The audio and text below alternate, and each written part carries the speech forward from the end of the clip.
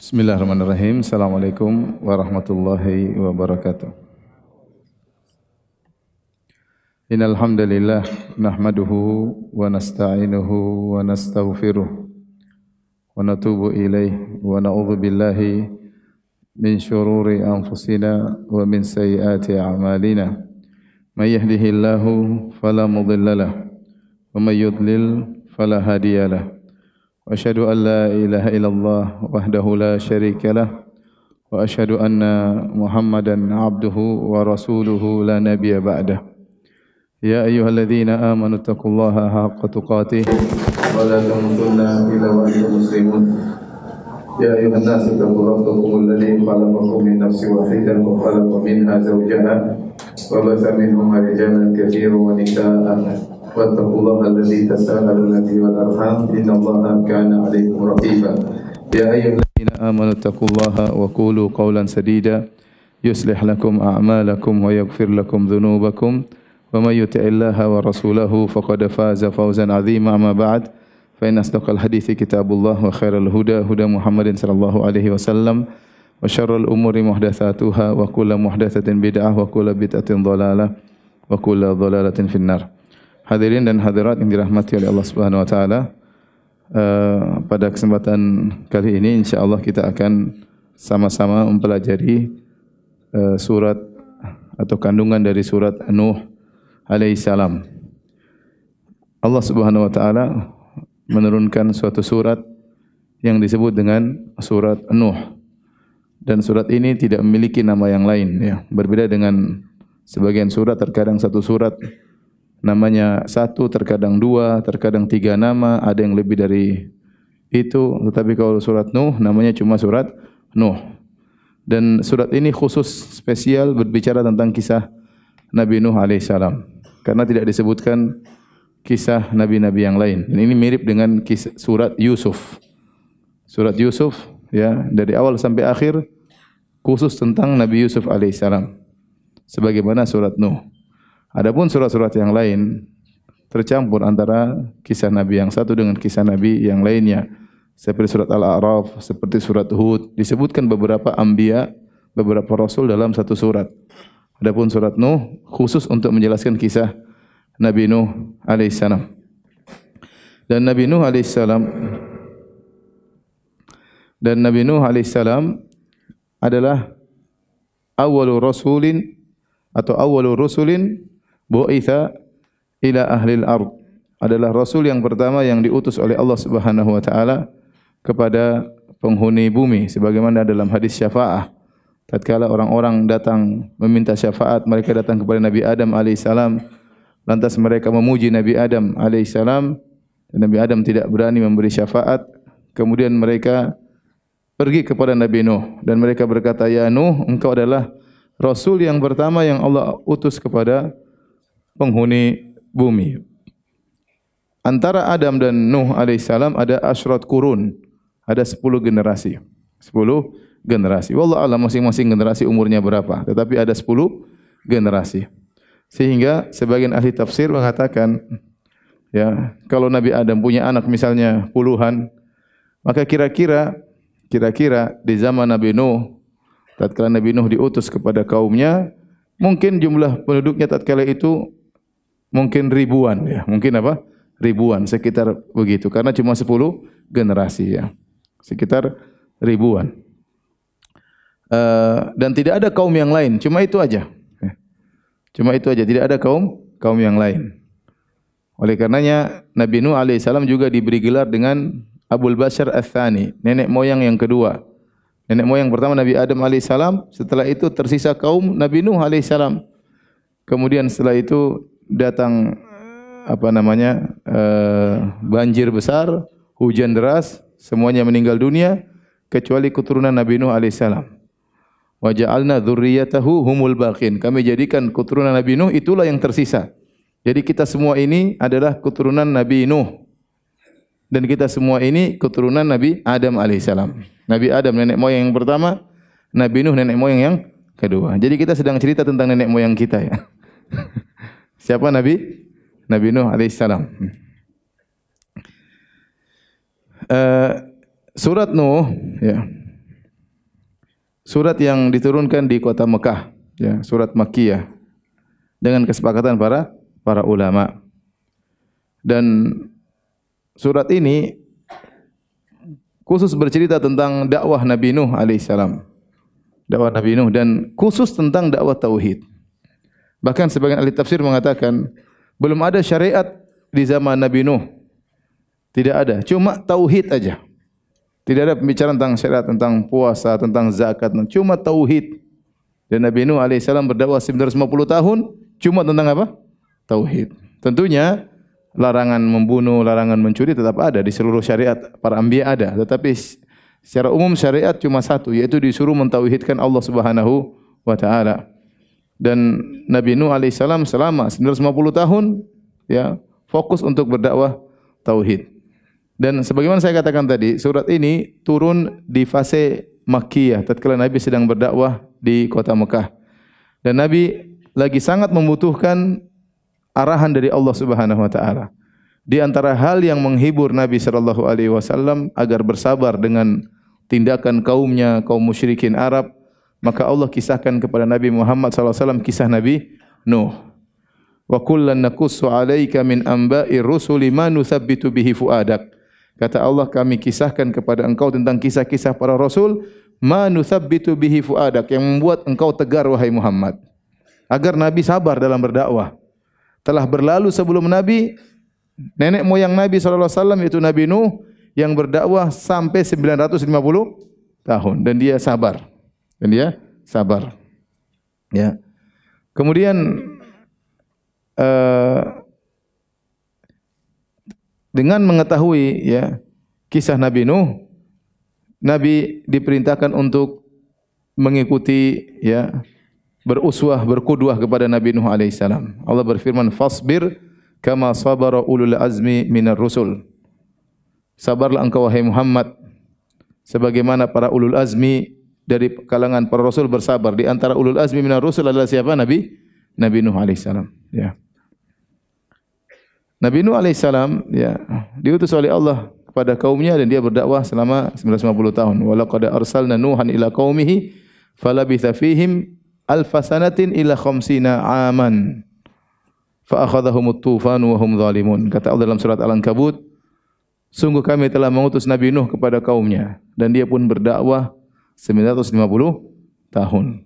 Lantas kemudian kaumnya ditimpa dengan tufan, tufan maksudnya banjir besar karena mereka berbuat kezaliman. Adapun usia Nabi Nuh alaihissalam maka khilaf di kalangan para ulama. Ya, dakwahnya 950 tahun. Dakwahnya 950 tahun. Berapa usia total Nabi Nuh? Wallahu a'lam bishawab. Ada yang mengatakan Nabi Nuh diangkat menjadi rasul tatkala berusia 40. Kemudian setelah banjir menghabisi mereka, dia masih ada sisa umur sekian tahun. Jadi umur beliau 950 tahun tambah 40 tambah lagi sisa umurnya setelah banjir. Ada yang mengatakan Nabi Nuh diangkat menjadi seorang rasul setelah berumur 300 sekian tahun. Seumur 300 sekian tahun, baru kemudian berdakwah 950 tahun, jadi berapa? 1.200-an. Kalau 350 tambah 950, 1.200. Belum lagi dia hidup setelah itu berapa ratus tahun, totalnya mungkin 1.500 tahun lebih umur beliau. Ada yang sampai 1.700 tahun lebih. Ya. Intinya masa dakwah beliau 950 tahun, ya itu belum ditambah dengan usia tatkala beliau diangkat menjadi rasul dan usia setelah kaumnya ditenggelamkan oleh Allah Subhanahu wa taala. Intinya Nabi Nuh berdakwah sangat lama. Dan sebagian ulama mengatakan inilah ujian bagi Nabi Nuh alaihissalam. Makanya Allah sebutkan tentang Nabi Nuh diutus oleh Allah dan berdiam 950 tahun dalam surat Al-Ankabut. Kenapa? Karena surat Al-Ankabut di awal surat Allah mengatakan Alif Lam Mim ahasiban nasu ayyutraku ayyaqulu amanna wa hum la yuftanun. Walaqad fatanna alladziina min qablihim fala ya'lamanna Allahu alladziina shadaqu wa la ya'lamanna al-kadzibin. Kata Allah Alif Lam Mim, apakah manusia menyangka mereka dibiarkan mengucapkan kami telah beriman lantas mereka tidak diuji? Sungguh kami telah menguji orang-orang sebelum mereka agar Allah tahu mana yang imannya benar dan mana imannya dusta. Setelah itu Allah sebutkan contohnya Nabi Nuh diuji dalam dakwah. Berdakwah 950 tahun. Yang beriman berapa? Wa ma amana ma'ahu illa qalil. Yang beriman cuma Sedikit kata Allah. Wa ma amana ma'ahu illa qalil. Yang beriman cuma sedikit. Dari sekian banyak pendapat ulama, pendapat yang paling kuat yang beriman bersama Nabi Nuh cuma 80 sekian. 80 sekian. Berarti Nabi Nuh berdakwah 950 tahun, 10 tahun cuma satu orang yang beriman. Kira kalau kita bagi ya. 10 tahun satu orang yang beriman. Subhanallah. Betapa sabarnya Nabi Nuh alaihissalam. 10 tahun berikutnya orang kedua. Kalau kita bagi rata misalnya 950 tahun bagi 80 sekitar 12 tahun satu orang. Taib. Inilah ya surat Nuh yang Allah turunkan kepada Nabi Muhammad SAW untuk menghibur Nabi SAW agar sabar dalam berdakwah. Kemudian disebutkan juga surat Al-Ankabut. Dalam surat ini, surat Nuh yang akan kita bacakan tidak disebutkan bahwasanya Nabi Nuh berdakwah 950 tahun. Disebutkannya Nabi Nuh berdakwah 950 tahun dalam surat Al-Ankabut. Dan surat Al-Ankabut turunnya belakangan. Ketika Nabi SAW di penghujung dakwahnya di Mekah dan diusir hendak berhijrah, maka turunlah surat Al-Ankabut sebagai hiburan juga bagi Nabi. Ya Rasulullah, engkau 13 tahun berdakwah di Mekah, sungguhnya saudaramu Nuh alaihissalam 950 tahun. Ya. Dan itu pun yang beriman cuma berapa orang? 80 orang. Itu pun anak istrinya tidak beriman. Dan ini juga surat diturunkan di Mekah sebagai pelajaran bagi para sahabat. Karena surat ini akan dibacakan oleh Nabi kepada para sahabat. Ya, tatkala itu mereka cuma sedikit. Agar mereka bersabar. Tidak terpedaya dengan jumlah yang banyak. Abu Jahal dan kawan-kawannya banyak. Para sahabat yang beriman sedikit. Ya. Jangan sedih karena telah berlalu seorang Nabi yang beriman kepadanya cuma apa? Sedikit. Padahal dia berdakwah 950 tahun. Kemudian juga surat ini turun sebagai peringatan kepada audiens, kepada madu'in, kepada orang-orang musyrikin Arab. Bahwasanya kalau kalian tidak beriman kepada Muhammad SAW akan menimpa kalian azab sebagaimana menimpa kaum Nabi Nuh alaihissalam. Inilah kenapa diturunkan surat Nuh di fase Makkah untuk menghibur Nabi SAW, untuk menghibur para sahabat dan sebagai peringatan kepada Abu Jahal dan kawan-kawannya. Tapi kita masuk pada ayat yang pertama. Kata Allah Subhanahu wa taala, "Inna arsalna Nuhan ila qaumihi an anzir qaumaka min qabli ay ya'tiyahum adzabun alim." Sungguhnya kami telah mengutus Nuh kepada kaumnya. Yang mengutus adalah Allah Subhanahu wa taala. Inna arsalna. Dan sering saya sampaikan bahwasanya Allah sering menggunakan kata jamak kami ya. Dan itu dalam bahasa Arab tidak melazimkan berbilang, tapi bentuk pengagungan. Kami ya. Sebagaimana kalau saya bilang antum, antum itu artinya kalian. Saya berbicara sama satu orang saya bilang antum. Terkadang saya bilang antum, terkadang saya bilang anta atau ente ya. Kalau antum berarti ada penghormatan, bukan berarti antum banyak orang. Antum satu, tapi saya panggilnya apa? Antum. Sebagaimana dalam bahasa Indonesia, kalau saya bilang kami tidak mesti saya banyak ya. Artinya ada kata penghormatan. Inna arsalna, kami utus Nuh alaihissalam kepada kaumnya. Dan tidak ada kaum yang lain. Yang ada cuma kaum siapa? Nabi Nuh. Enggak ada kaum yang lain. Penghuni bumi seluruhnya cuma kaum Nabi Nuh. Tadi saya katakan jumlahnya diperkirakan oleh sebagian ahli tafsir seperti Tahir bin Ashur rahimahullah, kata beliau paling ribuan, sekitar ribuan karena jarak dengan Nabi Adam cuma 10 kurun. An anzir qaumaka, berilah peringatan kepada kaummu. Dan ini Allah ingatkan, wahai Nuh, bahwasanya yang kau diutus, kaum yang kau diutus kepada mereka adalah kaummu sendiri, bukan yang lain. Allah tidak mengatakan an anzirin nas, berilah peringatan kepada manusia, tapi kata Allah berilah peringatan kepada kaummu. Kenapa? Di kaum tersebut ada kerabat-kerabat Nabi Nuh. Ya, mungkin ada orang tuanya, ada kakaknya, ada adiknya, ada istrinya, ada anaknya. Ya, kerabat namanya cuma sekelompok kecil ribuan orang, pasti Nuh punya hubungan kekerabatan banyak dengan mereka. Jadi perhatikanlah mereka karena mereka itu adalah kaummu wahai Nuh. An anzir qaumaka, berilah peringatan kepada kaummu min qabli ayyatiyahum adzabun alim, sebelum datang kepada mereka azab yang pedih. Maka Nabi Nuh alaihissalam menjalankan perintah Allah Subhanahu wa taala. Maka Allah berfirman, qala ya qaumi inni lakum nadhirum mubin, wahai kaumku. Dan ini bentuk kasih sayang Nuh kepada mereka, wahai kaumku. Ya. Nuh ingin menunjukkan inni lakum nasihun amin. Aku ini benar-benar nasihat, memberi nasihat kepada kalian. Aku ingin kebaikan bagi kalian karena kalian adalah kaumku. Kalian adalah kerabatku. Ya qaumi inni lakum nadhirum mubin. Aku ini khusus buat kalian, makanya didahulukan lakum. Tidak mengatakan ini nadhirun mubin lakum, tapi ini lakum. Aku ini khusus ke sini untuk mendakwahi kalian. Nadhirum mubin sebagai pemberi peringatan yang menjelaskan kepadamu. Saya tidak diutus kepada yang lainnya, saya hanya diutus kepada kalian. Apa isi dakwah Nabi Nuh alaihissalam? Ani ibudullaha wattaquhu wa ati'un. Sembahlah Allah dan bertakwalah kepada Allah dan taatlah kepadanya. Isinya tauhid karena mereka terjerumus dalam kesyirikan. Mereka terjerumus dalam kesyirikan. Setelah itu kata Nabi Nuh alaihissalam, yaghfir lakum min dzunubikum. Niscaya Allah akan menghapuskan sebagian dosa-dosa kalian. Min di sini yaghfir lakum min dzunubikum. Kalau kita bahasa Indonesia dari. Min sini ada khilaf di kalangan para ahli tafsir. Min ini maksudnya apa? Ada yang mengatakan min untuk litakid. Ya. Ada yang mengatakan min bayaniyah.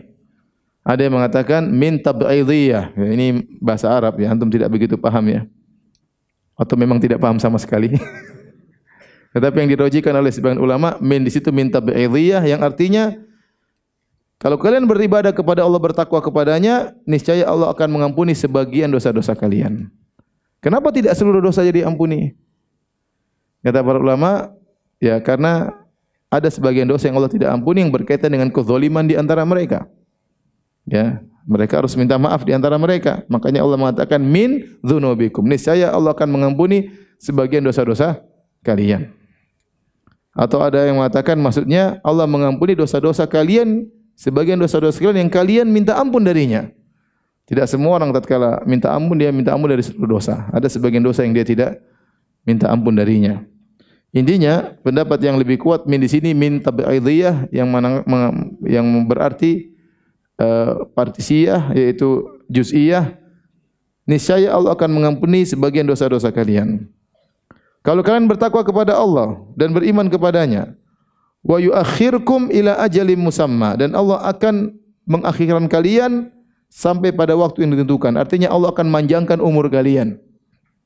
Ya, Allah akan manjangkan umur kalian kalau kalian beriman kepada Allah. Sama seperti man ahabba an yubsata lahu fi rizqi wa yusa'a fi athari falyasil rahimah. Barang siapa yang ingin dilapangkan rezekinya, dipanjangkan umurnya, maka sambung silaturahmi. Silaturahmi menambah rizki dan silaturahmi memperpanjang apa? Umur.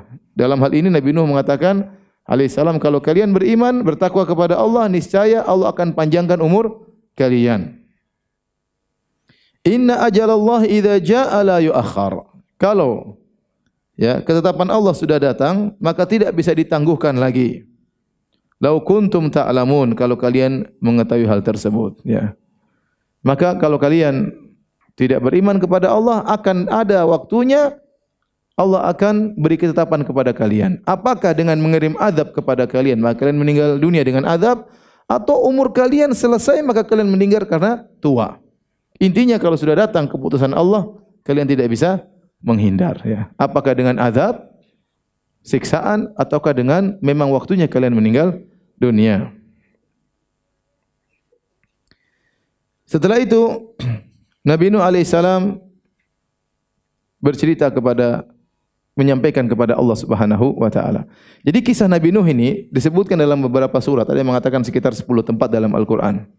Dan sebagian tempat panjang seperti dalam surat Hud. Ya mungkin lebih panjang daripada surat Nuh. Allah sebutkan di dalam surat Al-A'raf, dalam surat Hud, dalam surat Yunus, banyak Allah sebutkan kisah Nabi Nuh alaihissalam dalam beberapa surat. Tetapi kata para ulama, surat Nuh ini adalah khulasah, ringkasan dari dakwah Nabi Nuh alaihissalam. Setelah dia berdakwah lama, kemudian dia pun memberi laporan kepada Allah Subhanahu wa taala apa yang dia hadapi. Maka di sini isinya syakwa. Nabi Nuh mengeluhkan dakwahnya kepada Allah Subhanahu wa taala. Ya. Dia ceritakan kepada Allah tentang bagaimana dakwah yang dia alami setelah ratusan tahun Maka dia pun mengeluh kepada Allah. Dia berkata, qala rabbi inni da'autu qaumi laila wa nahara. Ya Rabbku, sungguhnya aku mendakwahi kaumku malam dan siang. Ini surat penting untuk diketahui para dai. Lihatlah bagaimana perjuangan Nabi Nuh alaihissalam. Dia berdakwah siang dan malam. Bukan seperti kita ya. Nanti dakwah sore saja ya, atau sebulan sekali ya, atau seminggu sekali. Nabi Nuh dakwanya siang malam. Tidak ada waktu yang tersisa kecuali dia gunakan untuk apa? Berdakwah. Siang malam, bukan seminggu sekali. Bukan sebulan sekali. Bukan sehari 2 kali ya, bukan. Siang malam dia berdakwah. Kenapa didahulukan malam baru siang? Ini da'autu qaumi lailan wa nahara. Sungguhnya aku mendakwahi kaumku malam dan siang. Karena siang adalah tempat bekerja. Kaum Nabi Nuh juga mereka bekerja. Orang sibuk. Maka waktu yang lebih utama untuk didakwahi misalnya ba'da maghrib, mereka lagi pulang kerja, Nabi Nuh dakwahi mereka. Di siang hari juga Nabi Nuh berdakwah, tapi ya lebih mudah Nabi Nuh berdakwah di malam hari karena mereka di siang hari sibuk. Kata Allah, "Falam yazidhum du'ai illa firara." Namun tidaklah menambah dakwaku kepada mereka kecuali mereka semakin lari, semakin kabur, semakin jauh. Nabi Nuh mengeluh kepada Allah, "Ya Allah, aku sudah dakwah ratusan tahun. Tidaklah aku berdakwah kecuali mereka semakin apa? Semakin kabur." Dan ini berat bagi seorang dai. Bayangkan, misalnya kita ceramah di masjid, "Innal hamdalillah," kemudian keluar. "Nahmaduhu wa nasta'inuhu," keluar. Terakhir, "Wa may yudlil fala hadiyalah," tinggal 1 orang. "May yahdihillah fala mudhillalah." Barang siapa diberi petunjuk tidak ada yang bisa menyesatkannya. "Wa man yudlil," barang siapa disesatkan, fala hadiyalah, tinggal ente sendiri. Subhanallah, enggak ada orang. Kemungkinan ini berat sekali bagi seorang dai. Kita aja dai kemudian si pengajian orang mulai pergi meninggalkan, hati gimana rasanya ya? Terasa sakit ya. Apalagi kemudian hilang semuanya, ya, pergi semuanya. Mungkin saya enggak mau lagi dakwah di masjid ini. Saya cari masjid lain. Sebagian orang begitu, sebagian lebih parah. Sudah saya enggak mau dakwah di masjid manapun, saya tidak mau. Ya, tapi makanya Nabi itu sampaikan, ya saya sudah berdakwah semaksimal mungkin, bukan cuma seminggu sekali, bukan cuma sebulan sekali. Siang malam saya berdakwah. Tetapi tidak semakin saya dakwahi mereka kecuali mereka semakin kabur. Subhanallah. Kemudian Nabi Nuh terus mengeluh kepada Allah dan ya, sampaikan kepada Allah, dia seakan-akan report kepada Allah. Inilah ya laporan saya kepada engkau ya Rabb, saya jalankan perintahmu tapi kondisinya demikian. Wa inni kullama da'autuhum, ya, dan sungguhnya aku setiap kali mendakwahi mereka, litaghfira lahum, agar kau mengampuni mereka. Nabi Nuh yang jelaskan, saya ini dakwahi mereka ya Allah bukan untuk kemaslahatan saya, litaghfira lahum, agar engkau mengampuni mereka. Benar-benar Nabi Nuh tulus, dia berdakwah untuk kaumnya. Karena di antara kaumnya ada kerabatnya, ada keluarganya, ada istrinya, ada anaknya. Saya mendakwahi mereka agar engkau mengampuni mereka ya Allah, bukan untuk saya, untuk mereka. Apa yang mereka lakukan? Ja'alu asabi'ahum fi adhanihim. Mereka masukkan jari-jari mereka di telinga mereka. Yang bisa dimasukkan telinga berapa jari? 1 paling, 1 semua? 1. Tapi di sini Nabi Nuh menggunakan ibarat ja'alu asabi'ahum.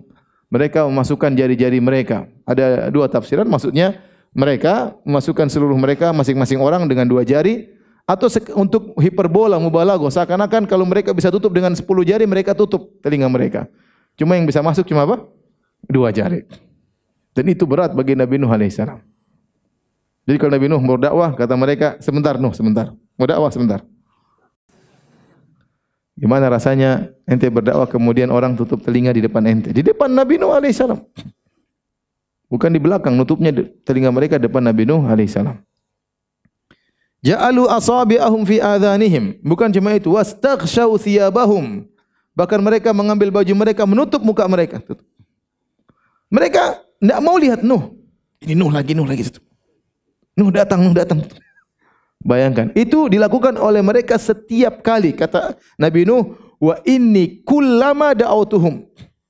Setiap kali aku mendakwahi mereka, model mereka seperti itu. Bayangkan, ini bukan sehari 2 hari, bukan seminggu 2 minggu, 950 tahun.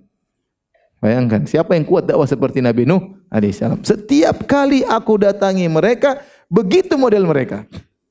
Tapi Nabi Nuh sabar ya. Ini sosok yang sabarnya super sabar ya Nabi Nuh alaihissalam. 950 tahun kayak begini ya, audiensnya ya. Yang beriman cuma berapa orang? 80 orang lebih. Setiap 10 tahun cuma 1 orang yang tambah pengikut. Subhanallah. Tapi Nabi Nuh sabar. Wastaghshaw thiyabahum, mereka menutup wajah mereka dengan baju-baju mereka. Wa asarru, dan mereka ya terus tetap mengingkari, berkukuh, tetap tidak mau beriman kepada Nabi Nuh alaihissalam. Ya, tegar dalam kekafiran mereka. Kata Nabi Nuh, wastakbaru istikbara, dan mereka sombong dengan benar-benar kesombongan. Ini Nabi Nuh lapor sama Allah, inilah kaumku ya Allah. Bagaimana lagi? Kesombongan mereka puncak kesombongan. Wastakbaru istikbara. Kemudian Nabi Nuh cerita lagi. Thumma ini, setelah aku dakwai ratusan tahun mereka seperti itu modelnya, Nabi Nuh menempuh cara yang lain. Thumma itu huruf yang kata gandeng yang memberikan jarak. Thumma, kemudian.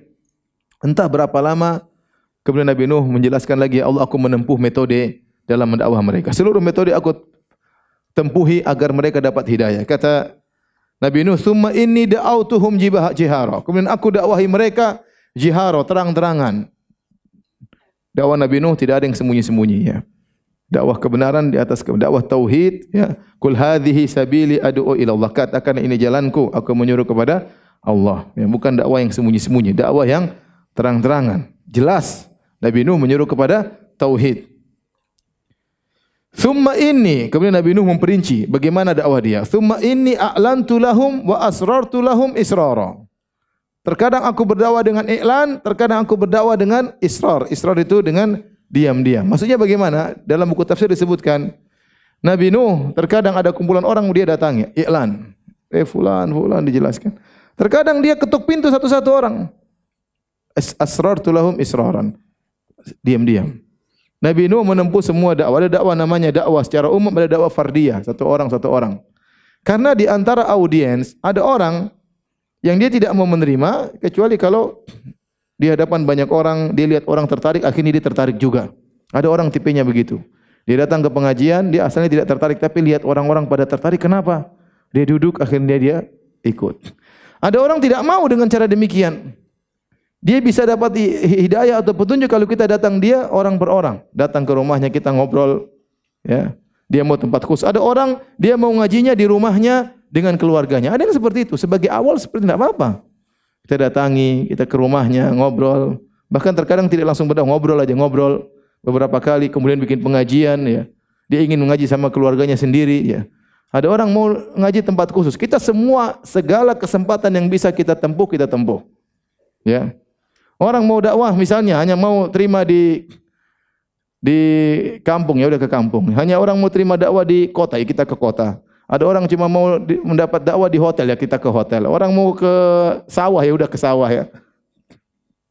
Selama ada kesempatan berdakwah, kita berdakwah. Akan tapi jangan menjadikan dakwah kita hanya khusus bagi golongan tertentu. Makanya Nabi Nuh mengatakan, "Inni da'autu tsumma inni da'autuhum jihara." Aku mendakwahi kaumku secara terang-terang. Jadi namanya dakwah itu untuk siapa saja, bukan untuk golongan tertentu, bukan untuk mahasiswa doang aja, enggak. Dakwah para anbiya seperti itu. Semua golongan bisa merasakan ya berkat dan nikmatnya dakwah para anbiya. Semua golongan ya. Mau orang kaya, mau orang miskin, mau orang cerdas, mungkin orang yang agak kurang cerdas ya. Semuanya mendapatkan keberkahan dakwah para nabi, karena dakwah para nabi terang-terang. Tapi maksud saya dalam hal ini, segala potensi untuk bisa kita dakwah kita lakukan, ya. Mau dakwah di mana saja. Misalnya kita di mana, mau di masjid oke, di rumah oke, di hotel oke, ya. Selama memang kondusif ya. Di mana saja kita dakwah, di pasar kita berdakwah. Para anbiya dulu jalan ke pasar-pasar, mereka berdakwah. Kalau bisa di pantai berdakwah, silakan berdakwah. Di mana saja yang bisa kita berdakwah.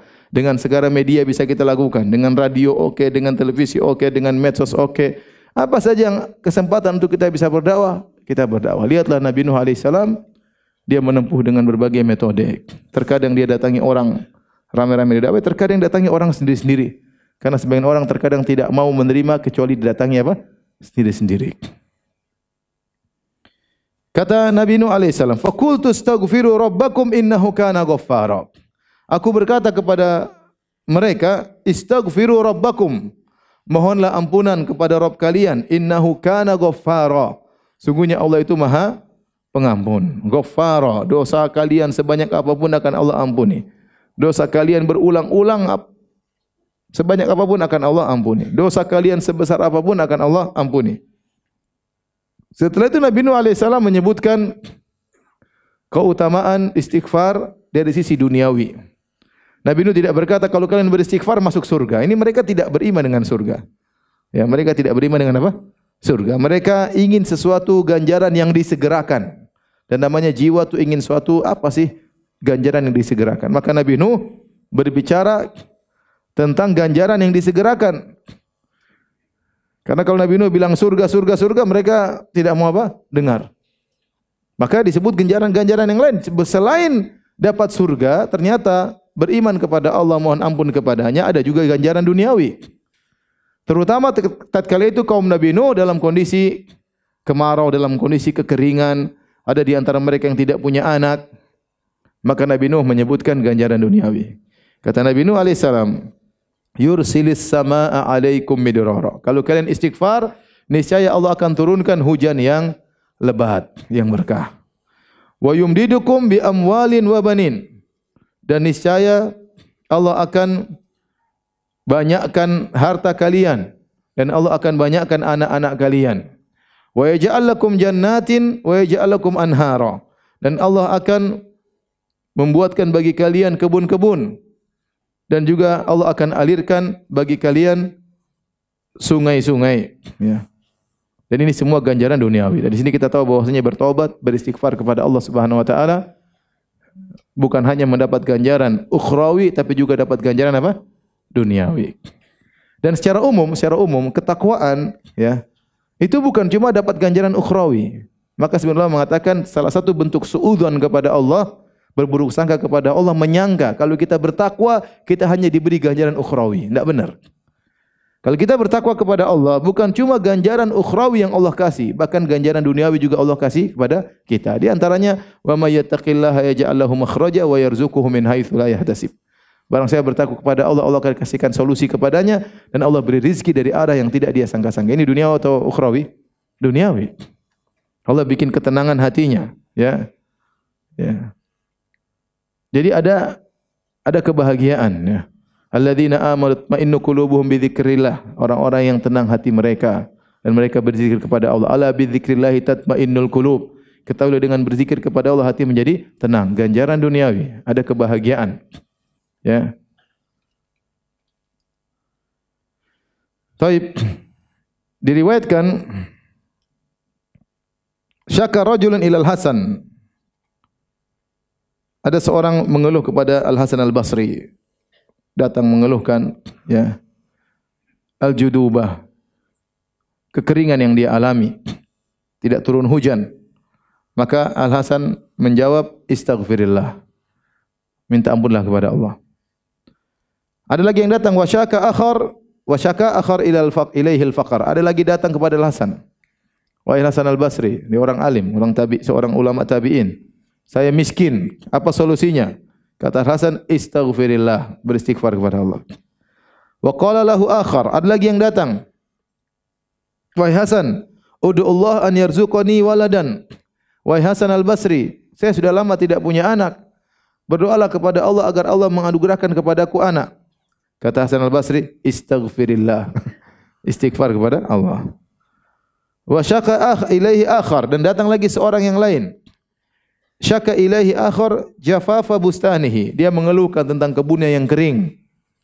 Maka kata Hasan, istaghfirillah, beristighfarlah kepada Allah. Faqulna lahu, kami murid-muridnya berkata tentang hal tersebut, ya. Faqala, kenapa setiap orang datang engkau mengatakan istighfar, istighfar, istighfar? Kata Hasan, ma qultu min indi syai'an, aku tidak mengucapkan dari kantongku sama sekali. Ini semua dari Allah. Inna Allah Ta'ala yaqul fi surati Nuh. Allah berkata dalam surat Nuh, istaghfiru rabbakum innahu kana ghaffara. Beristighfarlah kepada Rabb kalian, sungguhnya Allah Maha Pengampun. Yursilis samaa 'alaikum midrara. niscaya Allah turunkan hujan yang deras. Wa yumdidukum bi amwal, Allah akan perbanyak harta kalian. Wa banin, Allah perbanyak anak-anak kalian. Wa yaj'al lakum jannat, dan Allah akan bukakan bagi kalian kebun-kebun. Wa yaj'al lakum anhara, Allah alirkan sungai-sungai bagi kalian. Masalahnya sama. Dan semua masalah hilangnya dengan apa? Istighfar. Dan ini benar. Ini sekedar contoh saja. Kebetulan yang dihadapi oleh kaum Nabi Nuh ini masalahnya. Mereka dalam kondisi kekeringan, mereka tidak punya anak, keturunan mereka sulit, ya.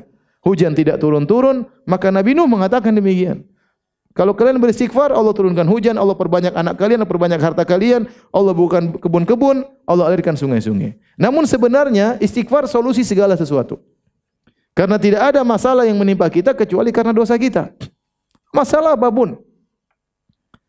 Makanya dalam hadis kata Nabi sallallahu alaihi wasallam, "Ma yusibul muslim min wasabin wala nasabin wala hammin wala hazanin wala ghammin wala adhan wala syauka yushakuha illa kafarallahu biha min khotayahu." Kata Nabi sallallahu alaihi wasallam, tidaklah menimpa seorang muslim dari rasa sakit, keletihan, bayangkan sakit, letih, kesedihan tentang masa lalu, kemudian kekhawatiran tentang masa depan, gom, kegelisahan hati, adzan, dizolimi oleh orang lain, terinjak duri, kecuali Allah akan menghapuskan dosa-dosa kalian gara-gara itu semua. Berarti semua ini penyebabnya adalah dosa. Seorang gelisah, seorang tidak tenang, ribut melulu sama istrinya, usaha tidak beres, ya. Semuanya. Wa ma asabaka min sayyi'atin famin nafsik. Apa yang menimpa keburukan kepadamu dari dirimu sendiri. Ma asabakum min musibatin fabima kasabat aydikum. Tidak ada musibah apapun yang menimpa kalian kecuali akibat ulah perbuatan kalian. Oleh karenanya dikatakan ma nazala al-bala illa bidzambin. Tidaklah turun bencana kecuali karena dosa. Wa ma rufi'a illa biistighfar atau bitaubah. Dan tidaklah diangkat, ya, hal tersebut kecuali karena dengan bertobat kepada Allah Subhanahu wa taala. Maka yang disebutkan Nabi Nuh ini sekedar contoh masalah yang dihadapi oleh mereka. Sebenarnya istighfar adalah solusi dari segala permasalahan. Seorang berusaha beristighfar dengan baik, bertobat dengan baik, mengenali betul kesalahannya, maka niscaya Allah akan berikan dia solusi. Maka kalau kita dapat di permasalahan, masalah apapun, segera banyak istighfar. Astagfirullah, astagfirullah, astagfirullah. Masalah apapun. Istri lagi ngomel-ngomel, nanti bilang astagfirullah, astagfirullah, astagfirullah. Banyak istighfar. Karena itu menghilangkan problem kita. Dan Allah Maha tahu dengan istighfar kita. Perhatikan di sini. Ini Nabi Nuh berbicara tentang orang-orang kafir yang mereka masih kafir kalau mereka beristighfar diberikan kenikmatan-kenikmatan duniawi ini. Maka bagaimana lagi dengan orang-orang yang beriman? Ya, orang kafir saja. Ini kan yang dihadapi Nabi Nuh, kaumnya kafir atau mukmin? Kafir atau kaum mukmin bermaksiat? Kafir. Tapi kalau mereka beristighfar akan diberikan berbagai macam kenikmatan duniawi. Dan ini menunjukkan tentang betapa baiknya Allah Subhanahu wa taala. Seorang bersalah kemudian bertobat, bukan cuma dihapuskan dosa-dosanya menjadi nol, bahkan dikasih bonus. Bonusnya dunia dan akhirat. Siapa yang lebih baik daripada Allah Subhanahu wa taala? Tidak ada manusia seperti ini. Ada orang kalau kita salah sama dia, kita zalimi dia, lantas kita minta maaf. Apa dia kasih kita duniawi? Ente minta maaf sama saya maafkan, ini mobil buat ente. Apakah ada orang seperti itu? Enggak ada. Enggak ada. Tapi Allah Subhanahu wa taala iya. Seorang membanggang Allah, melanggar perintahnya, mungkin berzina, mungkin merampok, mungkin melakukan berbagai macam kemaksiatan. Dia kembali kepada Allah, bukan cuma dosanya menjadi nol. Bahkan Allah kasih bonus akhirat, dikasih surga, dunia Allah kasih ketenangan, Allah kasih rizki, Allah kasih anak-anak, Allah kasih, ya, keberkahan. Kemudian kata Nabi Nuh alaihissalam, namun mereka tetap saja tidak mau beristighfar. Sudah dikasih iming-iming tentang manfaat duniawi, mereka tetap saja tidak mau beristighfar.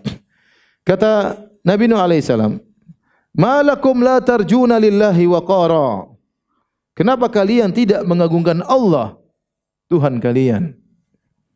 Wa qad khalaqakum atwara, sementara Allah telah menciptakan kalian dalam beberapa tingkatan kejadian. Kalian tahu hal tersebut. Dari air mani, kemudian menjadi seterusnya sampai menjadi anak kecil, menjadi dewasa seperti kalian. Kalian diberikan umur panjang, umur ratusan tahun. Ya. Kenapa kalian tidak mengagungkan Allah Subhanahu wa taala? Kemudian Nabi Nuh mulai menyebutkan tentang nikmat-nikmat yang Allah berikan kepada mereka. Pertama, kalian diciptakan oleh Allah dengan tingkatan-tingkatan. Kalian tahu akan hal tersebut. Alam tarau kaifa khalaqallahu sab'a samawatin tibaqa. Tidakkah kalian perhatikan bagaimana Allah telah menciptakan 7 langit yang bertingkat-tingkat? 7 langit ini yang kalian lihat baru tingkatan pertama. Masih ada 7 tingkatan di atas. 1, 2, 3 dan antara satu dengan yang lain entah berapa jaraknya. Ini semua ciptaan Allah Subhanahu wa taala. Kenapa kalian tidak mengagungkan Allah Subhanahu wa taala? Wa ja'alal qamara fihinna nuran wa ja'alasy syamsa siraja. Dan Allah Subhanahu wa taala menjadikan di langit ada rembulan. Wa ja'alasy syamsa siraja, Allah menjadikan matahari bersinar. Ini juga nikmat yang kalian rasakan setiap hari. Setiap hari matahari terbit, kalian merasakan hangatnya matahari, kalian bisa melihat. Ya, bayangkan kalau enggak ada matahari pakai lampu, dari mana biayanya? Ya. Ada kawan katanya main ke Australia waktu cerita pas musim dingin. Anaknya bilang, di sini AC di mana-mana," katanya. Padahal musim apa? Musim dingin. Kalau ente mau pasang AC bikin dingin, coba pasang AC seberapa? Enggak bisa pasang AC untuk satu kota. Berapa biayanya? Energinya dari mana? Batu baranya siapa buat bikin listrik nyalain AC? Tapi Allah kasih begitu saja. Tiap hari kita dapat nikmat matahari muncul. Itu nikmat atau tidak? Nikmat. Nikmat. Kalau matahari Allah padamkan, kita kedinginan sudah. Atau enggak usah dipadamkan, dijauhkan 1.000.000 kilo, kita udah kedinginan. Ya. Ente mati kedinginan semuanya. Ini nikmat yang kata sebagian ulama yaitu dalam firman Allah, ya, wa atakum min kullin ma sa'altumu. Dalam sebagian qiraah, wa atakum min kullin ma sa'altumu. Allah berikan kepada kalian nikmat-nikmat yang kalian tidak minta kepada Allah Subhanahu wa taala, karena Allah tahu kebutuhan kalian. Ya. Seperti tadi, Allah ciptakan langit bertingkat-tingkat, Allah ciptakan rembulan, Allah ciptakan matahari. Kemudian kata Allah, wallahu ambatakum minal ardi nabata. Dan Allah menumbuhkan kalian dari tanah dengan sebaik-baiknya. Thumma yu'idukum, kalian diciptakan dari tanah, kemudian diciptakan jadi manusia, kalian tumbuh dengan baik. Thumma yu'idukum fiha wa yukhrijukum ikhraja. Nabi Nuh ingatkan, nanti suatu saat kalian akan dikembalikan ke tanah tersebut, dikubur. Suatu saat akan ada hari kebangkitan wa yukhrijukum ikhraja. Dan Allah akan keluarkan kalian dari liang lahat tersebut di hari kebangkitan. Allah sebutkan lagi, wallahu ja'ala lakumul arda bisata. Bukankah Allah yang telah menjadikan bagi kalian bumi sebagai hamparan, bisa kalian tinggali? Bumi secara umum datar. Kalian bisa tinggali, ya, ada sungainya, ada lautnya. Kalian bisa bercocok tanam, ya. Yang bagian kerikil-kerikil ada tapi tidak banyak. Kebanyakannya enak ditempati, datar, indah, mudah dipijak. Hewan-hewan ternak kalian bisa tinggal di situ, kalian bisa bercocok tanam, kalian bisa bangun rumah, kalian bisa bangun istana, ya, nikmat seluruhnya.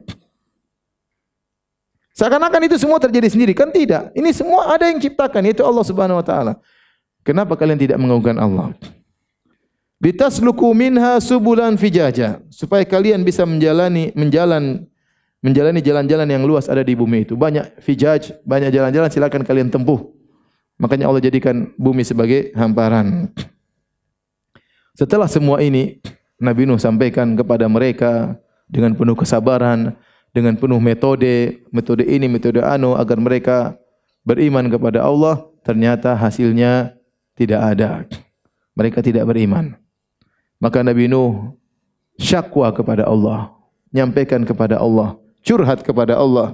Kata Nabi Nuh, qala Nuhu rabbi innahum asawni. Ya Rabbku, sungguhnya mereka bermaksiat kepadaku. Wattaba'u man lam yaziduhu malu waladu illa khasara. Dan mereka hanya mengikuti orang-orang kaya, al-mala, yang mereka punya harta, ya. Yang orang-orang kaya tersebut tidaklah menambah harta dan anak mereka kecuali semakin menambah kerugian bagi mereka. Ya. Makanya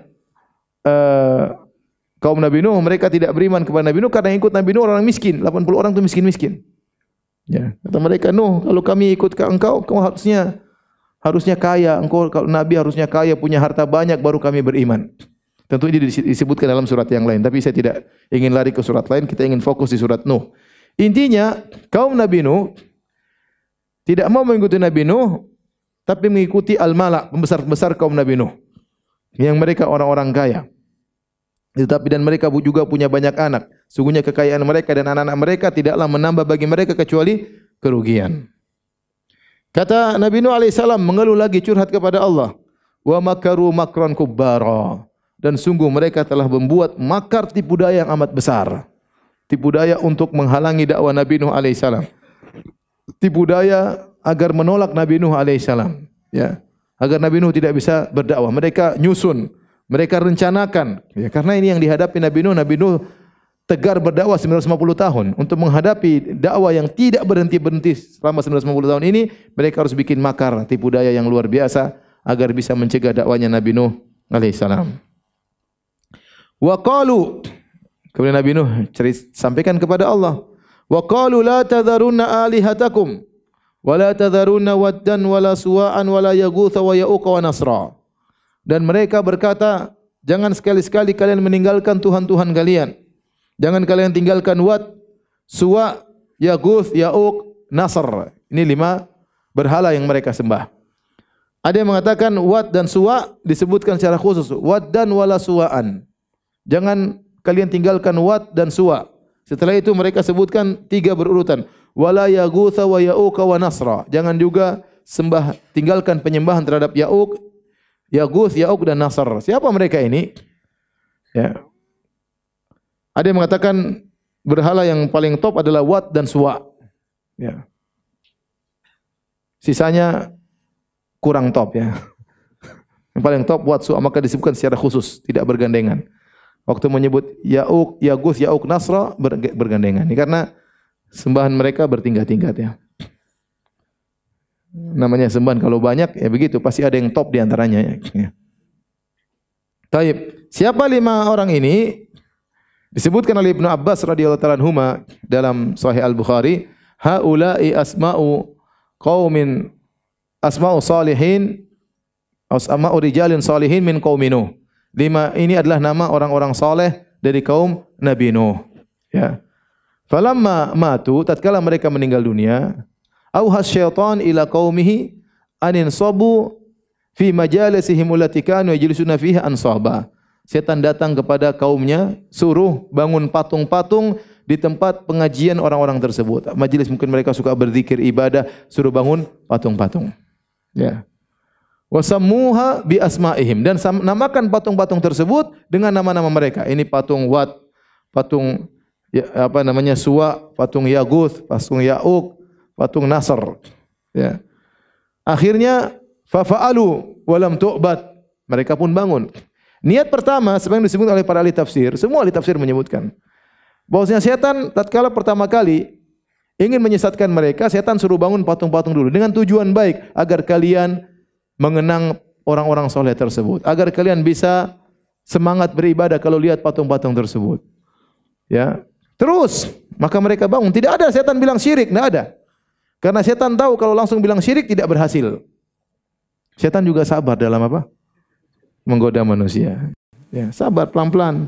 Kalau setan bilang sembah mereka, tidak ada yang mau terima. Ah, ini syirik setan. Ente jangan tipu kita ya. Ya. Tapi pertama kata setan, bangun dulu patung-patung, tujuannya untuk mengenang, untuk semangat agar kalau kita ingat mereka kita jadi termotivasi untuk beribadah. Fafa'alu, akhirnya mereka bikin patung-patung. Falam tu'bad, dan belum disembah. Satu generasi lewat tidak disembah. Ini tahapan pertama oleh setan. Falamma nusiyal ilm tatkala falamma hala ulaik wa nusiyal ilm, tatkala generasi yang membangun patung tersebut yang tahu tujuannya adalah untuk mengenang meninggal dunia, wa nusiyal ilmu, dan ilmu dilupakan, tidak ada yang ceramah mengingatkan tentang tauhid, ubidat, akhirnya patung-patung tersebut disembah. Lihat bagaimana tahapan yang dilalui oleh setan. Makanya kita pun berdakwah bersabar, tidak datang langsung dakwah langsung tembak main sikat, tidak, pelan-pelan. Ya. Pelan-pelan.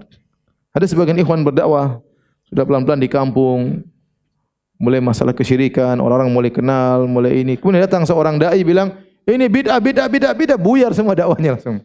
Ya akhi, sabar ya akhi. Ente jangan rusak dakwah saudara ente. Kita semua sama ingin jelaskan kepada umat bahwa sini tidak boleh, ini syirik, ini bid'ah, tapi ada caranya. Ada caranya. Bukan datang-datang langsung mengatakan ini dan itu. Kenapa ente tidak berani? Ente kalau berani coba ente datang ke sana. Kemana coba? Dia pun orang terkadang dai tersebut pun harus apa? Bertahap. Karena dakwah yang benar bukan cuma hanya disampaikan, tapi bagaimana cara menyampaikan. Kita fokus sama syirik. Syirik, kalau orang sudah mengerti ini syirik, baru kita lanjutkan ke berikutnya. Jangan sampai kita bicara tentang suatu bid'ah, ternyata mereka akhirnya menolak dakwah kita dan mereka bertahan di atas kesyirikan. Dan itu bukan cara yang tepat, dan itu kejadian.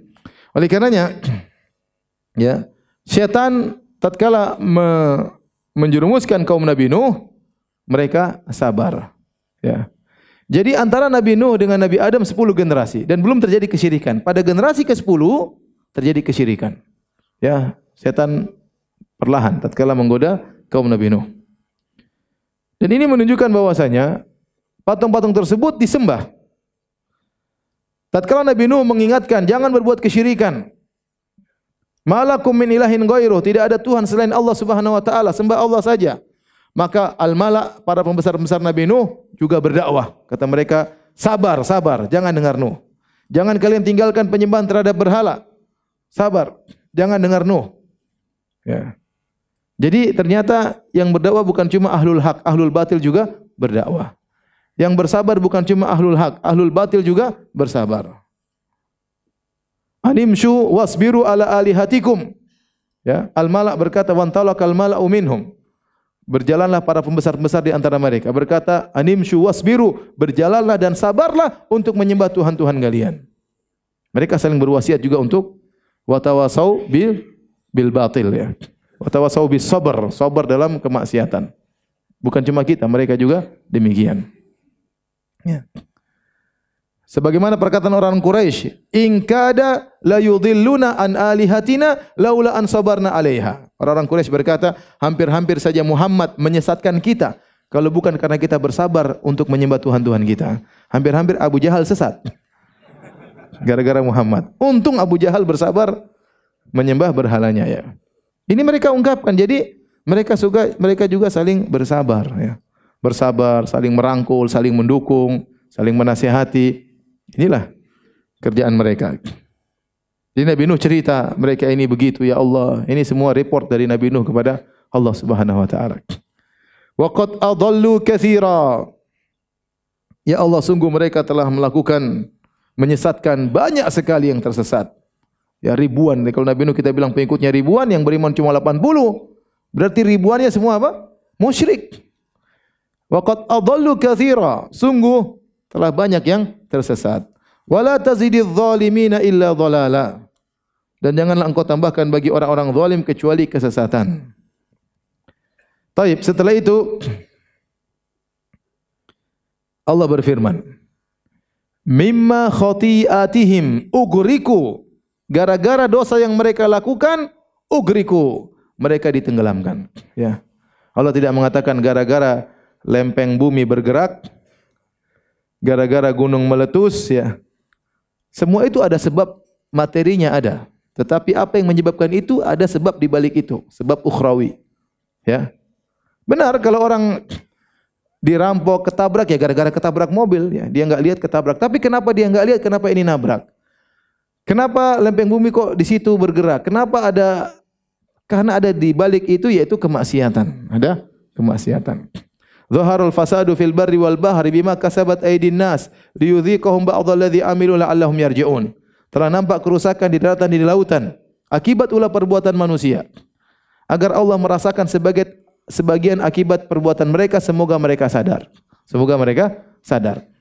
Jadi Allah jelaskan kenapa mereka ditenggelamkan, mimma khati'atihim, karena dosa-dosa yang mereka lakukan. Ugriku, maka mereka pun ditenggelamkan. Subhanallah, kaum Nabi Nuh tawarkan kalau kalian bertobat kepada Allah, Allah turunkan hujan deras, hujan berkah. Tapi tatkala mereka tidak bertobat, tetap turun hujan, tapi hujan penderitaan. Ya. Kata Allah, fafatahna Fafatahna abwaabas sama' bima'in munhamir wa fajjarnal arda uyunan faltaqal ma'u ala amrin qad qudir. Kami bukakan pintu-pintu langit, maka turunlah hujan yang sangat deras dan kami jadikan bumi sebagai mata air. Yang tadinya tidak ada mata air, keluar mata air banyak, keluar air di mana-mana ada air. Dari atas dari bawah. Faltaqal ma', air langit, air bumi berkumpul. Kemudian menenggelamkan mereka. Fa udkhilu nara, lantas mereka dimasukkan dalam api. Fa dalam bahasa Arab adalah lit ta'kid, menunjukkan waktu tertib tetapi tanpa jeda. Ini sudah sering saya sampaikan juga dalam pengajian tafsir saya. Jadi dalam kata gandeng dalam Al-Qur'an ada wa, ada fa, ada summa. Kalau wa hanya sekedar menggandengkan tanpa menunjukkan tertib. Kalau fa menunjukkan penggandengan tapi tidak ada jeda waktu. Kalau summa menunjukkan penggandengan dan tertib tapi dengan jeda waktu. Contoh saya mengatakan Ja'a Muhammadun wa Khalid. Telah datang Muhammad dan Khalid. Siapa yang datang lebih dulu? Tidak tahu. Yang penting Khalid dan Muhammad sama-sama datang. Bisa jadi Muhammad dulu, bisa jadi Khalid dulu. Saya mengatakan Ja'a Muhammad wa. Datang Muhammad dan Khalid. Tapi kalau saya bilang fa, Ja'a Muhammadun fa Khalidun. Telah datang Muhammad lalu Khalid. Mana yang duluan? Muhammad. Setelah Muhammad siapa? Khalid. Apakah antara Khalid dan Muhammad ada jeda? Tidak, langsung. Datang Muhammad fa Khalid, setelah datang Muhammad langsung siapa? Khalid. Tapi kalau saya pakai summa, Ja'a Muhammadun summa Khalid, telah datang Muhammad lalu kemudian Khalid. Siapa yang datang duluan? Muhammad. Antara kedatangan Muhammad dengan Khalid ada jeda? Ada.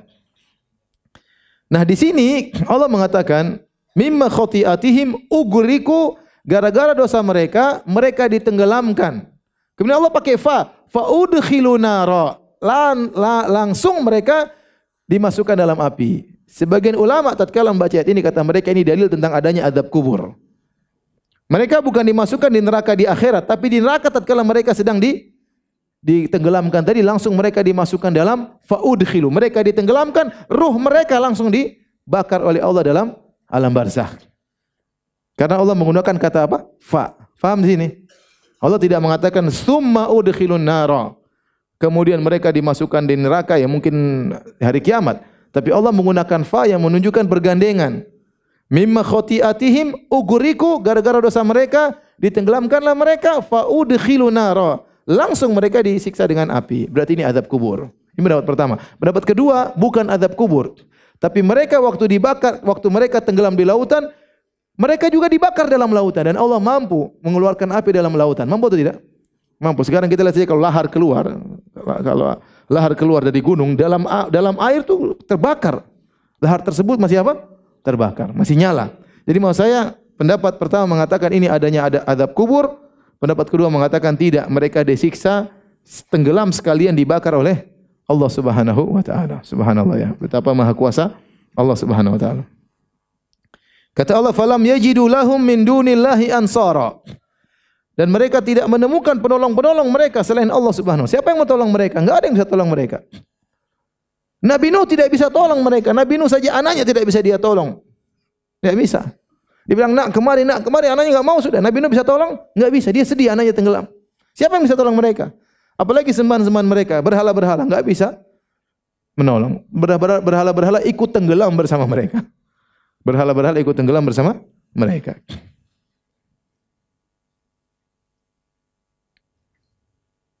Kemudian kata Nabi Nuh, "Wa qala Nuhu Rabbi la tadhar 'alal ardi minal kafirin dayyara." Setelah Nabi Nuh dakwah begitu lama dan mereka hanya mengejek, hanya menghina, disebut dalam surat-surat yang lain, mereka hanya mengejek Nabi Nuh, menghina Nabi Nuh, ya, merendahkan Nabi Nuh, ya. Akhirnya Nabi Nuh berdoa, "Rabbi la tadhar 'alal ardi minal kafirin dayyara." Ya Tuhanku, janganlah Engkau biarkan seorang pun di antara orang-orang kafir itu tinggal di atas muka bumi. Itu matikanlah mereka. Matikanlah mereka. Kenapa Nabi Nuh berdoa seperti itu? Apakah dia sudah tidak sabar? Ya. Kenapa Nabi Nuh berdoa seperti itu? Ya, karena Allah sudah mengabarkan kepada Nabi Nuh, annahu la yu'mina min qaumika illa man qad aman. Allah mengabarkan, ya kami wahyukan wa ahwayna ila Nuh, dan kami wahyukan kepada Nabi Nuh, kata Allah, annahu la yu'mina min qaumika illa man qad aman. Wahai Nuh, tidak akan ada yang beriman kepada engkau kecuali yang sudah beriman. Itu 80 itu aja. Jadi mereka tidak bakalan apa? Beriman. tatkala Allah kabarkan Nuh setelah 950 tahun atau 900 tahun Nabi Nuh berdakwah, maka Allah kabarkan, sudah, ini maksimal yang bisa kau dapatkan. Sisanya tidak bakalan beriman. Ya. Makanya Allah menggunakan kata lan. Annahu lan yu'mina min qaumika. Tidak akan beriman dari kaummu kecuali yang sudah terlanjur beriman. Saat itulah Nabi Nuh kemudian berdoa. Ya, terus ngapain lagi? Nabi Nuh berdoa ya, agar Allah matikan mereka. Kenapa Nabi Nuh berdoa? Nabi Nuh berkata lagi, innaka intadharhum yudhillu ibadak. Ya Allah, kalau kau biarkan mereka di atas muka bumi, mereka akan menyesatkan yang lainnya lagi. Sudah tambah banyak lagi orang kafir. Wala yalidu illa fajiran kafara, dan mereka tidak melahirkan kecuali yang fajir dan kafir. Fajir itu rusak dari sisi amalan, kafir rusak dari keyakinan. Fajir maksudnya mungkin mereka berzina, mereka membunuh, mereka merampok. Kafir, keyakinan mereka rusak. Fajir, kafir. Kenapa Nabi Nuh mengatakan demikian? Jadi disebutkan oleh sebagian ahli tafsir, Nabi Nuh itu mendapati sebagian kaum yang mungkin umur mereka tidak sepanjang Nabi Nuh. Mungkin 300 tahun tewas. Punya anak, anaknya juga ternyata kafir. 300 tahun lagi tewas, cucunya juga kafir. Jadi Nabi Nuh ini pengalaman, ini anak, bapak, tetek, nenek, semuanya apa? Semuanya kafir. Ya. Jadi hal ini yang buat Nabi Nuh akhirnya berdoa, ya Allah hancurkan mereka. Kenapa? Pertama, Nabi Nuh sudah pengalaman mereka setiap punya anak, cucu dan cicit semuanya apa? Kafir. Yang kedua, Allah sudah mengatakan mereka tidak bakalan beriman. Buat apa? Nabi Nuh berdakwah sampai 1 juta tahun pun kata Allah tidak bakalan apa? Beriman. Yang ketiga, Nabi Nuh tidak ingin mereka semakin sesat, menyesatkan yang lain lagi. Yang keempat, Nabi Nuh ini khawatir mungkin jangan-jangan pengikutnya nanti lama-lama terikut dengan mereka. Maka Nabi Nuh jangan, kalau mereka hidup mereka akan sesatkan yang lainnya. Ya. Ini di antara sebab-sebab kenapa Nabi Nuh akhirnya minta agar mereka dibinasakan. Yang terakhir, Nabi Nuh mungkin tidak kuat melihat Allah dihinakan. Ya. Mereka ini kufur kepada Allah, syirik kepada Allah. Nabi Nuh tidak kuat melihat kesyirikan yang mereka lakukan. Ya, makanya Nabi Nuh berdoa ya agar mereka dibinasakan, karena tidaklah mereka melahirkan kecuali hanya fajiran kafara. Dan Allah kabulkan. Setelah itu Allah suruh Nabi Nuh untuk bikin apa? Kapal. Itulah Nabi Nuh bikin kapal, diejek oleh kaumnya. Nuh, sudah selesai dakwah kah? Ganti profesi kah? Jadi sekarang tukang kayu. Diejek Nabi Nuh alaihissalam. Ngapain ente bikin kapal? Sekarang musim kemarau. Bikin kapal di tengah hutan ngapain? Diejek terus. Setiap orang lewat pasti ngejek Nabi Nuh. Pasti. Enggak ada yang lewat diam-diam, enggak ada. Semua lewat pasti apa? Ngejek. Kullama marra alaihi mala'un min qaumihi sakhiru min. Setiap ada malak pembesar yang lewat, setiap kali kata Allah, sakhiru minhu, pasti ngejek Nabi Nuh. Subhanallah. Tiap lewat diejek, tiap lewat apa? Diejek. Kemudian Allah kabulkan dan akhirnya mereka ditenggelamkan. Nabi Nuh selain berdoa kehancuran kepada mereka, Nabi Nuh mendoakan orang-orang beriman. Dalam doanya kata Nabi Nuh alaihissalam di akhir ayat, Rabbi ghufirli, ya Allah ampunilah aku. Wali walidayya, dan ampunilah kedua orang tuaku. Ini dalil bahwasanya kedua orang tua Nabi Nuh masuk Islam. Kedua orang tua Nabi Nuh apa masuk Islam. Dan ini dalil bahwasanya kalau orang berdoa, doakan diri sendiri dulu. Yang penting ente dulu. Baru doakan yang lain. Ya, ya Allah rahmati aku dan rahmatilah mereka. Ya Allah ampunilah aku dan ampunilah apa? Mereka. Ya Allah berilah petunjuk kepadaku dan petunjuk kepada mereka. Yang penting kita selamat, orang lain selamat, kita enggak selamat ngapain? Kita selamat dan mereka juga apa? Selamat. Rabbi ghufirli, ya Allah ampunilah aku, wali walidayya, dan ampunilah kedua orang tuaku, waliman dakhala baitiya mu'minan, dan orang yang masuk ke rumahku dalam kondisi beriman. Karena yang ternyata tinggal di rumah Nabi Nuh tidak semuanya beriman, makanya Nabi Nuh kasih syarat.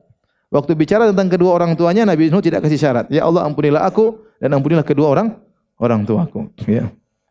Ampunilah aku dan ampunilah kedua orang tuaku. Ini saya katakan di antara dalil yang disebut oleh jumhur ulama yang mengatakan bahwasanya kedua orang tua Nabi meninggal bukan dalam kondisi Islam, dan itu pendapat jumhur. Pendapatnya Imam Nawawi, pendapatnya Ibnu Katsir, pendapatnya Az-Zahabi, pendapatnya Al-Baihaqi. Ya. Jumhur ulama Syafi'iyah mengatakan bahwasanya kedua orang tua Nabi meninggal dalam kondisi tidak Islam, di antaranya Nabi tidak pernah mendoakan kedua orang tuanya. Nabi tidak pernah mendoakan apa? Kedua orang tuanya. Waktu Nabi mau istighfar buat ibunya, ditegur oleh Allah atau tidak? Ditegur. Adapun Nabi Nuh, dia mendoakan kedua orang tuanya. Rabbighfirli wa liwalidayya. Ya Allah, ampunilah aku dan ampunilah kedua orang tuaku. Yang mengatakan orang tua Nabi Muslim, ulama belakangan seperti As-Suyuti, hanya minoritas. Ini memang ada khilaf. Memang ada khilaf. Yang jadi masalah yang tidak bisa menerima apa? Khilaf ya. Kemudian waktu beliau mengatakan wali walidayya, ya ampunilah kedua orang tuaku, dia tidak mengecualikan. Berbeda tatkala berbicara tentang rumah. Waliman dakhala baitiya mu'minan. Ya Allah, ampunilah orang yang masuk ke rumahku dalam kondisi beriman. Karena yang tinggal di rumah Nabi Nuh tidak semuanya beriman. Di antaranya istrinya apa? Kafir. Ya. Wa daraballahu mathalan lil ladzina kafaru imra'ata Nuhin wa imra'ata Lut. Dan Allah beri perumpamaan pada orang-orang kafir tentang istrinya Nabi Nuh dan istrinya Nabi Lut. Kemudian di antara yang tidak beriman, anaknya. Subhanallah, saya itu bayangkan bagaimana ujian berat dihadapi Nabi Nuh alaihissalam. Dia berdakwah ratusan tahun, anak sama istrinya tidak beriman. Apa kata orang-orang? Nuh, ente kurang kerjaan, istri ente itu dakwahi. Nuh, anak ente itu dakwahi. Subhanallah, bagaimana sabarnya. Tinggal serumah dengan perempuan yang tidak beriman kepada dia. Nabi Muhammad SAW, Khadijah di rumah. Tempat curhat kepada Khadijah, menenangkan hatinya. Pulang ke rumah ketemu nenek sihir. Keluar ketemu kakek sihir, pulang ke rumah ketemu nenek sihir. Beratnya Nabi Nuh alaihissalam. Anak berandal kurang ajar. Ya. Ada yang beriman tapi satu kurang ajar. Ya. Makanya Nabi Nuh mengatakan, waliman dakhala baitiya mu'minan, yang masuk di rumahku dengan keimanan. Dan ini isyarat kata para ulama, Nabi Nuh orangnya terbuka. Ya. Orang mau datang ke rumahnya silakan. Ya. Silakan mau ketemu Nabi Nuh bisa. Ya. Orang mau datang ke rumahnya selama ada waktu dia persilahkan. Waliman dakhala baitiya mu'minan, kemudian Nabi Nuh berdoa untuk seluruh kaum beriman. Walil mu'minin wal mu'minat. Dan ampunilah seluruh kaum mukminin, seluruh kaum mukminat. Mencakup yang sudah meninggal maupun yang akan hidup di kemudian hari. Dan ini menunjukkan bagaimana jiwa para nabi dahulu sangat tinggi, begitu peduli kepada seluruh kaum muslimat. Sampai Nabi Nuh mendoakan mereka seluruhnya. Dan dalam hadis disebutkan kalau kita mendoakan kaum mukminin, setiap orang kita doakan kita dapat hasanah, dapat apa? Kebaikan. Wala tazididz zalimina illa tabara. Dan jangan kau tambahkan bagi orang-orang zalim itu selain kebinasaan. Selesailah kisah Nabi Nuh alaihissalam dalam surat Nuh. Tentunya masih ada kisah beliau alaihissalam dalam surat-surat yang lain, namun fokus kita pada kesempatan kali ini adalah tentang surat Nuh alaihissalam. Demikian saja. Kalau ada yang bertanya saya persilahkan. Wallahu taala alam bisawab. Ustaz, bagaimana hukumnya berdakwah di tempat tertentu seperti hotel dengan cara ada bayarannya? Artinya hanya dikhususkan untuk mereka yang punya uang saja.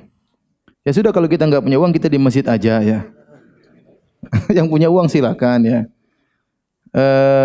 Ya terkadang ada sekelompok orang tertentu yang mereka ingin sekalian jalan-jalan, ada hotel sekalian, mereka juga liburan, enggak pengajian pun tetap bayar hotel karena hotel harus dibayar. Daripada sekedar liburan sekalian apa? Jalan-jalan. Memang kalau ada iklan seperti itu terkadang yang enggak punya uang yang sedih hati ya. Ya sudahlah, antum sabarlah, itulah antum dapat pahala sabar. Tapi bukan berarti kita melarang mereka, karena banyak kenyataan saya ketemu orang dapat hidayah gara-gara seperti itu. Orang-orang yang berduit yang kalau kita suruh ke masjid mungkin mereka enggak mau datang. Nanti setelah itu mereka ke masjid. Setelah itu mereka mau ke masjid. Ya kita husnudzon aja. Ya. Sama seperti kita hajian pun demikian. Ada kelas ekonomi reguler, ada yang apa? Plus. Oh, ini ustaz hanya yang plus aja. Kenapa enggak ekonomi ya? Ustaz mau yang plus mau diapain? Nanti ada super plus. Ya masing-masing. Ya masing-masing. Anda yang tidak bisa ikut ustaz karena enggak punya duit ke plus, ya sudah sabar. Haji yang ekonomi. Jangan nanti bilang plus haram. Paham? Ya udah, ente sabarlah. Ya, kita berdakwah di mana saja selama tidak melanggar apa? Syariat ya. Ada orang yang namanya mau didakwahi di rumah, ada seperti itu. Ustaz saya enggak mungkin karena orang tua saya mau ngaji di rumah saja. Ya udah bikin pengajian di rumah. Datang ke rumah bikin apa? Pengajian ya. Yang penting jangan terlalu berlebih-lebihan maksud saya ya. Jangan terlalu berlebihan ya. Ya karena dakwah ini bukan perdagangan. Dakwah ini bukan apa? Perdagangan ya.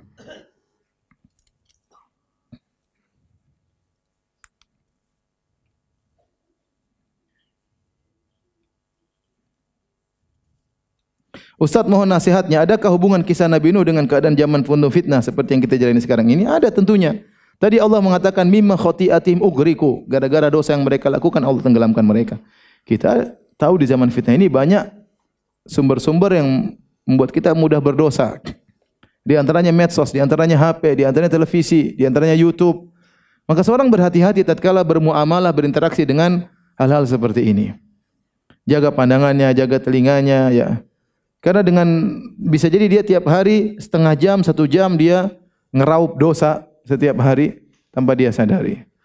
Entah dosa melihat aurat wanita yang terbuka, entah dosa ikut menyebarkan gibah, entah dosa berlezat-lezat dengar berita gibah, namimah, dustaan yang belum tentu benar, dan banyak ya. Fitnah zaman yang sekarang banyak. Belum lagi seorang dengan medsos mudah berinteraksi dengan wanita yang lain, ya. Ngirim-ngirim gambarlah kepada istri orang terkadang. Dan itu terjadi, ikhwan, terjadi. Terjadi bukan sama orang awam saja, orang yang sudah ngaji pun terkena fitnah tersebut. Ya, orang yang sudah ngaji pun terkena fitnah tersebut. Maka seorang harus sadar bahwasanya tidaklah kesusahan menimpa kita kecuali karena maksiat yang kita lakukan, maka kalau dia bermaksiat segera istighfar kepada Allah Subhanahu wa taala. Dan juga ini dalil bahwasanya kisah Nabi Nuh bahwasanya jumlah yang banyak bukan ukuran kebenaran. Lihatlah kita kaum muslimin dibandingkan dengan orang-orang kafir, kita lebih sedikit. Yang menyembah Nabi Isa miliaran banyak sekali dibandingkan dengan kita yang menyembah Allah Subhanahu wa taala, yang mentauhidkan Allah. Tapi apakah mereka benar, kita salah? Tidak. Ukuran kebenaran bukan dengan apa? Banyak atau sedikit. Ukuran kebenaran adalah dalil atau tidak. Bisa jadi kebenaran bersama yang banyak, bisa jadi kebenaran bersama yang sedikit. Kebetulan Nabi Nuh alaihissalam cuma sedikit. Wa ma amana ma'ahu illa qalil. Tidak beriman kepada Nabi Nuh kecuali cuma sedikit, 80-an orang.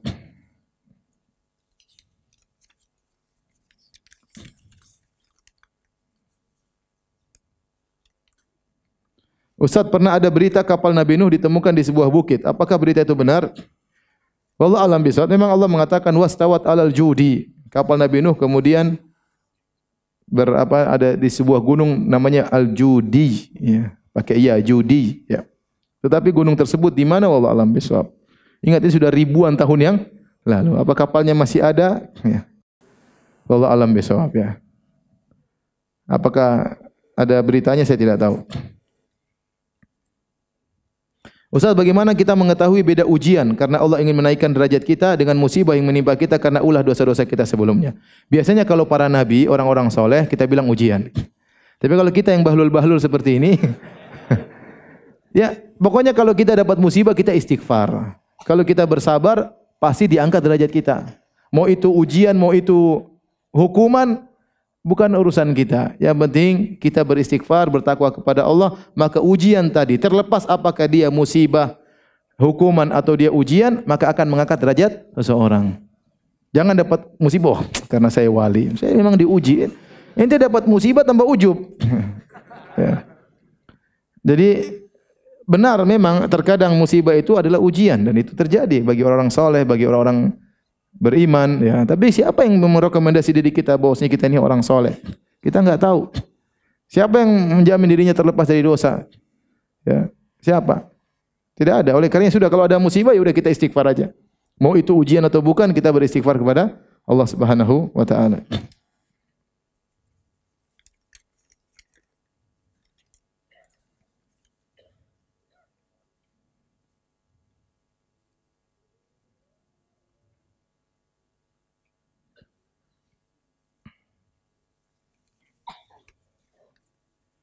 Adakah sekolah online, sekolah tinggi online yang membantu kita untuk memahami syariat-syariat Allah dan kitab-kitab tafsir? Saya tidak tahu. Ustaz, bagaimana seorang istri bersabar menghadapi suami yang menjalani poligami? Tanpa ada jadwal gilir, seenak semaunya. Suami kurang ajar. Suami pergi ke istri baru, bahkan tidak pamit ketika pergi. Sementara kami anak istri kadang punya hajat rencana dan itu berlangsung begitu terus. Masya Allah. Ujian berat bagi seorang wanita, menambah keimanan ya. di poligami. Saya tidak tahu ada ujian terberat bagi wanita di zaman ini seperti apa? Poligami. Berat. Ya, ini terasa ujian di sini karena memang kondisi yang tidak mendukung. Ya. Ujian poligami di tempat kita masih tabu, beda dengan nenek moyang kita. Ya. Nenek moyang kita mudah sekali poligami ya. Ya, saya sering sampaikan, buyut saya istrinya 2, kakek saya juga istrinya 2. Tetapi poligami bukan keturunan. Yang keturunan adalah penyakit gula. Baik. Saya sampaikan kepada para lelaki, jangan bikin rusak syariat poligami. Kalau ente poligami, poligami yang benar. Pahami fikihnya. Kalau enggak, ente dosa besar. Sampai sebagian ulama mengatakan poligami hukumnya makruh. Sebagian ulama Hanabilah mengatakan poligami hukumnya makruh. Kenapa? Karena dia menghantarkan dirinya kepada kemaksiatan. Khawatir tidak adil. Ya. Kalau Anda tidak adil, Anda dosa besar. Anda diancam hari kiamat kelak datang dalam kondisi badan apa? Miring. Man kana lahu imra'atani famala ila idahuma jaa yaumil qiyamati wa shiqqu ma'il. Barang siapa yang punya istri 2, condong kepada salah satunya, maka pada hari kiamat badannya miring. Tapi kalau Anda mengerjakan syariat poligami dengan baik, dengan adil, dengan penuh kesabaran, ya, maka insya Allah syariat poligami jadi indah sehingga banyak wanita tidak takut di poligami. Apalagi sekarang di Indonesia yang kondisinya berat, saya bilang tadi. Bi'ah lingkungan tidak mendukung. Seorang poligami terkadang dimusuhi oleh ibunya sendiri. Kenapa kamu poligami? Terkadang dimusuhi oleh mertuanya, itu sudah jelas ya. Terkadang istrinya bersabar, diprovokasi oleh setan-setan wanita. Setan-setan wanita datang kepada istrinya. Anti kenapa dipoligami? Anti apa yang gagal sama suami anti? Seakan-akan kalau wanita dipoligami apa? Gagal. Ada setan-setan wanita itu, kurang ajar mereka. Memprovokasi para wanita sehingga akhirnya tadinya dia sabar menghadapi poligami, jadi enggak sabar. Seakan-akan dia wanita yang gagal. Beda kalau di Afrika. Di Afrika ente tidak poligami, ente dituduh. Ente kenapa tidak poligami? Ada masalah kan? Makanya kalau mau poligami di Afrika mudah. Saya bilang saya ketemu teman dia S1, saya S3. Teman ketemu pas musim haji. Masya Allah. Firanda, kamu masih 1. Saya sudah 3. Masya Allah. Saya S1, kamu S3. Saya yang 3, kamu 1. Jadi ini orang Afrika. Ya. Kalau ente mau poligami gampang ke Afrika. Kita Indonesia tidak mudah. Ya, belum peraturan-peraturan yang lainnya tidak mudah. Belum cercaan orang. Belum banyak praktek-praktek gagal sehingga membuat para wanita dilema, takut, trauma.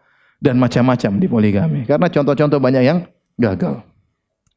Seandainya contoh itu berhasil tentu lebih memudahkan. Jadi para lelaki yang ingin poligami, silakan poligami. Tapi bertakwa kepada Allah, jalankan syariat ini dengan benar. Karena pahalanya besar. Anda merawat 2 wanita, kemudian Anda merawat mungkin anak lebih banyak. Anda beri nafkah kepada mereka. Anda mendidik mereka. Ya, pahalanya banyak. Anda didoain oleh mereka. Intinya banyaklah. Ya. Tidak usah dibahas sekarang. Yang perempuan kalau di poligami sabar ya. Ya, bahwasanya poligami syariat Allah Subhanahu wa taala. Anda sabar karena ini syariat Allah Subhanahu wa taala. Kalau suami punya kesalahan tegur baik-baik. Tunjukkan tetap kasih sayang. Terkadang suami berubah sikapnya karena mungkin kita omelin, kita marahin, kita maki-maki, kita bentak-bentak sehingga dia tidak berhasrat lagi sama kita. Dan itu terjadi ya. Ya, oleh karenanya namanya lelaki terkadang cinta kalau lihat akhlak istrinya bagus, tapi kalau lihat akhlak istrinya tiap hari marah-marah, ngomel-ngomel, banting sana banting sini, dia tidak berhasrat lagi, akhirnya dia mending pergi ke istri yang baru. Intinya nasihati. Terus yang kedua, jadikan poligami sebagai sarana untuk beribadah. Kalau suami kita lagi di istri yang kedua, ya udah kita ngaji, kita baca Quran, kan libur berarti. Iya kan? Liburan, benar enggak? Boleh kalau suami kita istrinya 4, berarti kita punya libur 3 hari, ya enggak? Libur, kita ngaji, baca Quran, kegiatan apa kayak ya. Jangan 3 hari nangis terus. Dinikmati. Kebahagiaan tidak selalu seperti yang kita rencanakan. Ya. Terkadang kebahagiaan kita terpaksa ya menjalani apa yang di hadapan kita. Di hadapan kita 2 pilihan. Sebagian wanita tidak bisa menerima. Ya udah, saya cerai aja. Saya enggak mau dipoligami, akhirnya cerai, dia lebih terkatung-katung. Tidak ada tempat curhat, suaminya enggak ada. Siapa yang kasih nafkah dia? Akhirnya dia minta sana, minta sini, harus bekerja dan yang lainnya apalagi sudah tua, udah umur 50-an. Siapa yang mau sama janda 50 ya? Mungkin ada laki-laki 90 tahun mau sama janda 50. Tapi secara umum sudah jarang yang mau menikahi dia lagi. Daripada kita menjanda, tersiksa, menderita, mending kita punya suami yang berpoligami, masih beri perhatian kepada kita, dan anggap kalau hari-hari dia lagi di rumah yang lainnya, anggap aja kita lagi liburan. Ini yang bisa saya sampaikan. Sabar ya. Saya tahu memang berat ya, berat. Wanita di poligami berat. Kasus terlalu banyak.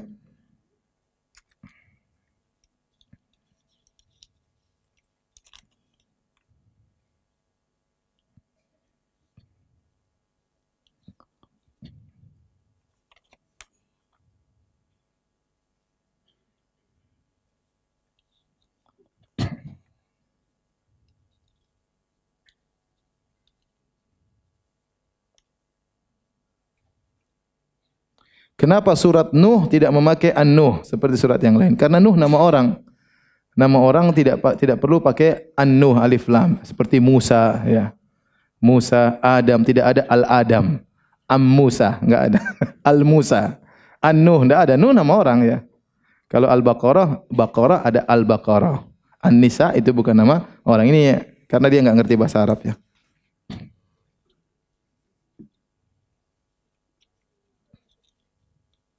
Ustaz, bolehkah dalam tahiyat kadang menggerakkan jari, kadang tidak karena adanya khilaf. Masalah menggerakkan jari ada khilaf ya, ada khilaf. Sebagian ulama mengatakan hadisnya sahih, ada tambahan dari Zaidah bin Qudamah, dari Asim bin Kulayb an abihi ya. Sebagian mengatakan an Wa'il bin Hujr, sebagian mengatakan tambahan tersebut syadzah karena kebanyakan perawi tidak menambahkan wa yuharrikuha. Ini masalah khilafiyah. Saya sendiri lebih condong tidak menggerakkan ya. Tetapi Anda menggerakkan enggak ada masalah. Itu hanya masalah sunnah atau tidak ya. Kalau saya lebih condong tidak digerakkan. Yang menggerakkan banyak, guru-guru saya menggerakkan, Syekh Abdul Razak menggerakkan, Syekh Abdul Musin menggerakkan, enggak ada masalah ya. Ini masalah fikih. Ente mau menggerakkan enggak apa-apa. Ente begini saja salatnya sah kok. Apalagi kalau ente begini lebih sah lagi. Jadi ini sunnah, kalau bisa dikerjakan alhamdulillah, kalau enggak juga enggak ada masalah. Enggak usah diperdebatkan.